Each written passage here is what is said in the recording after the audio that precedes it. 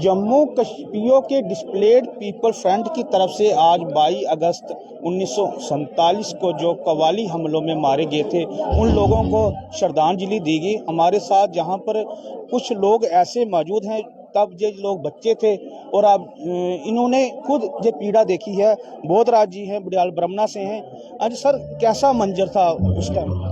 जब बहुत ही बुरा था, इतना था कि जो जिस कपड़े, किसी ने रोटी नहीं खाई, किसी ने कपड़े नहीं पहने, किसी ने को जो चपली नहीं थी पहले, इसी तरह जैसी आदत थी सब कुछ छोड़ के भाग आए। इतना दर्दनाक था वो रात को। कई रास्ते में हमारे बुजुर्ग मर गए, गोली मार दी उन्होंने। जो कबाली आए थे और सब कुछ लूट लिया। एक जरा जो तन में कपड़ा पहना हुआ था बस वही रहा, कोई चीज़ नहीं ला सके। और यहाँ भी आके फिर इसी तरह कैंपों में रहे हम, बहुत तकलीफ हुई कैंपों में। वहाँ रह के हमने फिर और आपकी उम्र कितनी थी उस वक्त? उस वक्त तो छोटा ही था, मेरे को 4 साल का। 4 साल के थे। तब आपने जो मंजर देखा वहाँ पर कैसे कत्लेआम हुआ और आपके घर के लोग रास्ते में देखा बहुत बुरा। जो जहाँ था पड़ी हुई थी, लाशें पड़ी हुई थी, वो उठाया, कभी कहीं हमें उठा के ले चलते, कहीं कोई बहुत बुरा।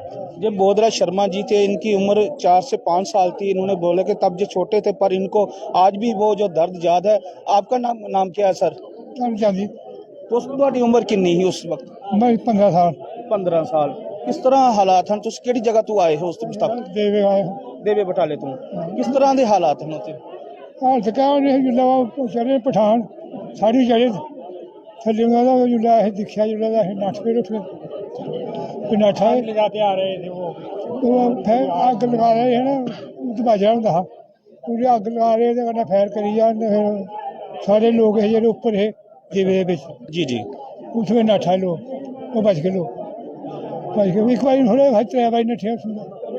फिर उस तो बाद 1947 केड़ी जगह आए? 47 फिर मुड़ गया उत्थे। 47 उत्थों आए हैं देवियों। फिर 65 बिच आए, फिर 65 बिच आए, फिर मुड़ गए 71 फिर मुड़ गए उत्थों जुड़े 3 बारी जुड़े। हमारे साथ कुछ और मौजूद हैं। आपका क्या नाम है जनाब? मेरा नाम है प्रीतम राम। मैं देवे बटाले का रहने वाला हूँ। वजीराबाद मेरा एक चाचा और मेरा फूफा जी कत्ल हुए थे वहाँ पे। हाँ जी। अच्छा। तो फिर उसके बाद में हम लोग ने वहाँ से आकर नगरोटा कैंप में रहे। नगरोटा कैंप में रहकर फिर वापस गए। 65 में फिर रिफ्यूजी हुए, 71 में फिर रिफ्यूजी हुए। 3 बार हम लोग रिफ्यूजी हो गए हैं। आप जब उनको मार दिया तो फिर आप कैसे निकले वहाँ पर? वहाँ से हम लोग बहुत मुश्किल निकले थे। मतलब हमारे पास जंगल पड़ता था, पहाड़ी, उसके बीच से होकर इधर कलीठ एक जगह का नाम है, उधर हम लोग इकट्ठे हो गए थे। तो आपको जहाँ पर आए 75 साल से अधिक समय हो गया है, तो क्या आपकी सरकारों ने, किसी ने आपकी सूद ली? क्या आपके लिए कुछ ऐसा पॉलिसी बनाई कि जिससे सरकार ने हमारे लिए कुछ नहीं किया? सिर्फ ज़मीन दी है, ये भी हमारी मतलब नाम पर नहीं है। ऐसे बाओ ते खाओ। जमीन पता केड़ी, जेह्ड़े 3 जीवे उसी 2 कनाल, जेह्ड़े 4 जीवे उसी 3 एकड़, जेह्ड़े 12 जीवे उसी 4 एकड़, जेह्ड़े 3 एकड़ जमीन जेह्ड़ी तार लाखड़ी वो अग्गे टुट गई, वो बगदी नहीं है। डॉक्टर प्रीति हैं जहाँ पे हम उनसे बात करते हैं। इन्होंने एक किताब लिखी है जो रिफ्यूजियों के ऊपर। और मैम, आपने जो रिफ्यूजियों पे रिसर्च की, क्या पाया, कैसे हालात थे उस वक्त और क्या लोगों ने क्या आपको दास्तान बताई? जाऊँगी। मेरी बुक है काफिला, उसका विमोचन था आज। और आज काला दिवस 22 अक्टूबर, इसे हम सेलिब्रेट नहीं कर रहे हैं। ये कोई खुशी भरी घटना नहीं है, ये बस एक श्रद्धांजलि सभा का आयोजन था पीओजे के डीपी फ्रंट के द्वारा। और वहाँ मुझे एक मौका मिला अपनी बुक को रिलीज़ करने का। और आइडिया ये था पीछे कि पीओजे के विस्थापित जो हैं, इनको इतिहास में कहीं जगह नहीं मिली है।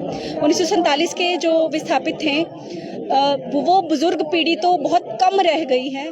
कुछ चंद लोग बचे हैं उस पीढ़ी के जो आज 80-85 साल की उम्र में हैं, और उस वक्त बुक में वो कैरेक्टर्स हैं जो 47 में कम से कम 7 या 8 साल का बच्चा होगा, और आज वो बुजुर्ग हो चुके हैं और उनकी आंखों देखी बयान की गई है बुक में।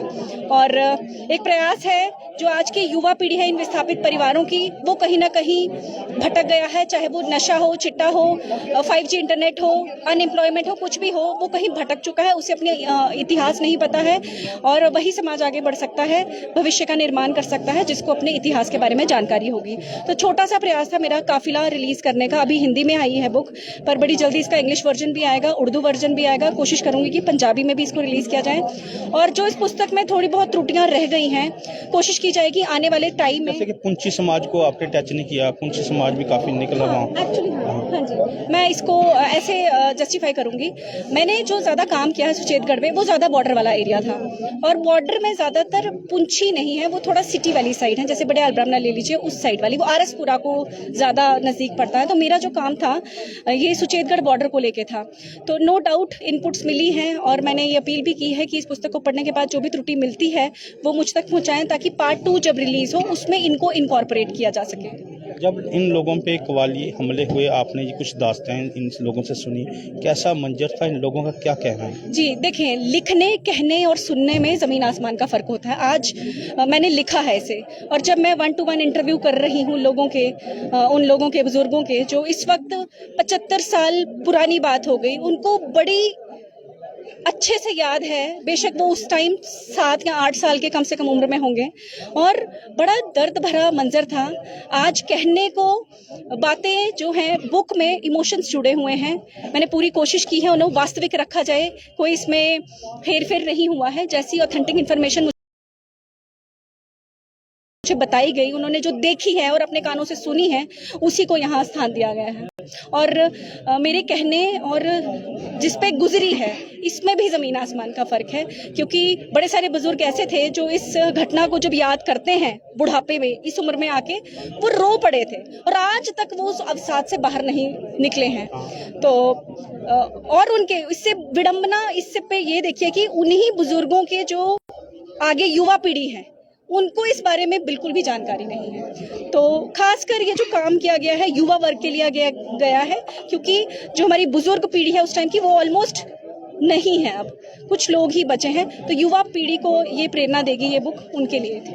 हमारे साथ यहाँ पर एक उस वक्त के जो मौजूद हैं, और इनको उस वक्त कहा जाता है कि उनको वहाँ पर काफ़ी जो मुश्किलों का सामना करना पड़ा। सर 1947 में जो कुछ त्रासदी हुई, आपने भी बड़ा कुछ खोया जो आपने अभी बताया है, क्या कहना चाहते हैं, कैसा मंजर था उस वक्त? जो 1947 का संताप है, ये मैं कहता हूँ कि इतिहास में लोग कहते हैं ना काले अक्षरों में लिखा जाना चाहिए, मैं कहता हूँ ये खूनी अक्षरों से लिखा जाना चाहिए, क्योंकि इतना कत्लेआम, बच्चों की शहादतें, बुजुर्गों की शहादतें, दूसरे लोगों ने जो शहीदें दी, उसकी मिसाल बेशक पार्टीशन के वक्त भी बहुत कत्लेआम हुआ, लेकिन ये बेगुनाह लोग किसी वजह के बगैर खाम खाबे निहत्थे मारे गए, और उसका नतीजा ये है कि जो पीछे परिवार चले गए, चलो उनका तो कहीं कैसा सुधार हुआ जो ऊपर वाला जाने, लेकिन जो रह गए वो काफ़ी देर तक इन हालातों में रहे, इन मुश्किलात में रहे। कैसे हमारे बुजुर्गों ने हमें पाला, कैसे बड़ा किया, या आकर कैंपों में, या अभी तक जो हम देख रहे हैं, इसकी मिसाल शायद ही कहीं मिलती है। आपको कहीं दुनिया में ऐसी मिसाल है कि 75 साल के बाद भी हम रेफ्यूजी कैंपों में रह रहे हैं? बोर कैंप है, आप किसी कैंप का, दबलाड़ कैंप है, या ये बड़ियाल ब्राह्मणा कैंप है, किसी कैंप का भी नाम ले लीजिए, वहाँ बैठे हुए हैं। लेकिन मुश्किल ये है कि सरकारें आती रही, सरकारें जाती रही, शायद हम अपनी आवाज़ उस शिद्दत से नहीं उनके सामने रख सके कि वो करें। आज लगता है कि जिस मंच पर हम आए हैं, जितने लोग इकट्ठे हुए हैं, जो चीज़ें हैं, अगर ऐसा ही चला तो मुझे लगता है तो सरकारों को इसके बारे में सोचना चाहिए। हमारे लिए पॉलिटिकल कोई उपराज्यपाल का एक बयान आया था कि जो रिकॉग्नाइज्ड किया जाएगा जो बस्तियां हैं रिफ्यूजियों को, हम लड़ रहे हैं, ये हमारी डिमांड थी, हमने पेश की हैं। अभी जो शाह साहब यहाँ आए थे उसमें जो मेमोरेंडम दिया गया उसमें ये एक ज़बरदस्त डिमांड थी। ये कहते हैं और हम भी होपफुल हैं कि ये करेंगे और मुझे लगता है इनको करना चाहिए। ये एक ही नहीं है, इसके साथ और बहुत सारी चीज़ें हैं। यानी वो जो रिपोर्ट है पार्लियामेंट्री पैनल की सीधी वो लागू कर दें, उसमें ये भी है तो सारा कुछ ही हल हो जाएगा। हमारे बच्चे आज तक खज्जर खराब होते रहे हैं, बच्चे कैंपों में रहते रहे हैं, आधे लोग एक्सीडेंटों में मर गए जिन्होंने ट्रांसपोर्ट ली। अब ट्रांसपोर्ट भी खत्म हो गई, बच्चों को नौकरी नहीं, बच्चों की पढ़ाई नहीं, बच्चों कम्पीट नहीं कर पा रहे। अब है अगर मकान बनाया वो हमारे नाम पर नहीं है। ये सारी चीज़ें जो हैं गवर्नमेंट को इस पर गौर करना चाहिए और इसका सबसे आसान तरीका ये है, एक तो गवर्नमेंट करे और हमारी पॉलिटिकल एम्पावरमेंट इतनी करे कि हमारे खुद के लोग जाकर असेंबली में या पार्लियामेंट में हमारी डिमांडें रख एक बात आपने बहुत अच्छी बोली कि जब वहाँ पर फौज को सहायता नहीं मिल रही थी तब हमारे जो वहाँ पर जो लोग थे, मैं भी खुद पाक अधिकृत कश्मीर रफूजी विस्थापित परिवार से हूँ, कि उन लोगों को हमारे घर के भी 22 जो लोग थे उनको जिंदा जलाया गया था, हमारे घर के जो लोग थे। तो ये बताया जाता है कि उस वक्त जो उन लोगों ने काफ़ी मुकाबला किया जिस कारण वो लोकवाली लोग वापस भागने को मजबूर हुए। देखिए ऐसा है कि उनका प्लान ये था कि फौज जो महाराजे की वो आधी हमसे मिल चुकी है, क्योंकि जो एक पर्टिकुलर क्लास थी वो तो मिल चुकी थी। तो जब फौज का कोई भी एक अंग टूट जाए, इंसान का एक अंग टूट जाए, वो उस शिद्दत से तो काम कर नहीं सकता। तो उनको यकीन था कि सुबह हम आए हैं, 6-7 घंटे के बाद श्रीनगर चले जाएंगे, एक बार एयरपोर्ट कैप्चर हो जाएगा, एयरपोर्ट कैप्चर होने के बाद कनेक्टिविटी कोई रहेगी नहीं, ये एरिया पाकिस्तान के साथ मिलेगा। मैं सलाम करता हूँ, सिर झुकाता हूँ उन लोगों का जो लोग खड़े हो गए, जो लड़े, जिन्होंने उनकी रफ्तार को रोका। जो उसी का नतीजा है कि ये इतने लोग मारे गए, नहीं तो उन्होंने सीधा आना था, सीधा श्रीनगर की तरफ चले जाना था। जहां हमारे लोग मारे गए उनका भी बहुत बड़ा नुकसान हुआ, उनसे ही हथियार छीन कर लोगों ने चलाए, उनको मारा। तो ये एक बड़ी भारी त्रासदी थी जिसका नतीजा है आज तक हम भुगत रहे हैं। और मुझे लगता है कि अब शायद जो सरकारें हैं, अगर हम इसी तरह इकट्ठे होकर अपनी प्रदर्शनी करते रहे तो हमारी डिमांडों पर जरूर। आपकी उम्र उस वक्त कितनी थी जब ये त्रासदी हुई? आपकी उम्र? मैं 3rd में पढ़ता था उस वक्त। 6 साल से पहले तो स्कूल भेजता कोई नहीं था, तो मैं 8-9 साल था। मैं उसके बाद भी 4 साल वहाँ रहा, कैंप में रहा, तो इसलिए मुझे थोड़ी पूरी जानकारी जो है वहाँ की है। आपके घर के भी वहाँ शहीद?